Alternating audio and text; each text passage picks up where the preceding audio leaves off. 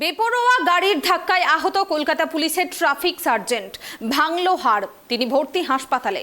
রবিবার রাতে বেপরোয়া গতির গাড়ির ধাক্কায় আহত কলকাতা পুলিশের এক ট্রাফিক সার্জেন্ট।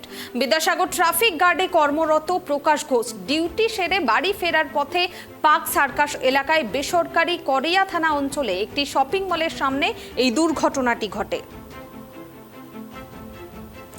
এ বিষয়ে আমরা বিস্তারিত জানবো। টেলিফোন লাইনে রয়েছেন ট্রাইব টিভির প্রতিনিধি কলকাতা থেকে অভ্রদীপ। অভ্রদীপ, বেপরোয়া গাড়ির ধাক্কায় আহত হলেন কলকাতা পুলিশের ট্রাফিক সার্জেন্ট। এই ঘটনার বিষয়ে কি জানা যাচ্ছে এবং ওই ঘাতক গাড়িটি কি চিহ্নিত করা গিয়েছে? দেখো, বেপরোয়া গাড়ির ধাক্কায় আহত কলকাতা পুলিশের ট্রাফিক সার্জেন্ট, ভাঙলো তার হাড়, হাসপাতালে তাকে ভর্তি করা হয়েছে।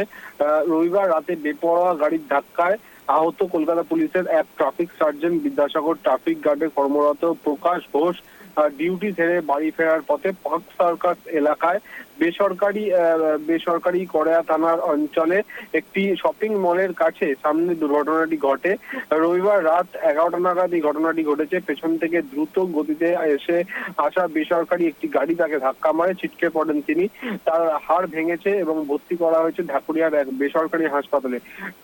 ঠোঁটে লেগেছে, বাঁ দিকের কাঁধে, পিঠ, হাঁটু এবং পায়ে গুরুতর আঘাত লেগেছে। ঘাতক গাড়িটিকে এখনো পর্যন্ত চিহ্নিত করা যায়নি বলে পুলিশ সূত্রে খবর। ইতিমধ্যেই ট্রাফিক সার্জেন্ট করিয়া থানায় অভিযোগ দায়ের করেছেন। পুলিশের তরফে যে সমস্ত ওই এলাকার যে সমস্ত সিসিটিভি ফুটেজগুলি আছে সেইগুলি খতিয়ে দেখে গাড়িটিকে চিহ্নিত করার কাজ চালানো হচ্ছে। ধন্যবাদ অভ্রদীপ।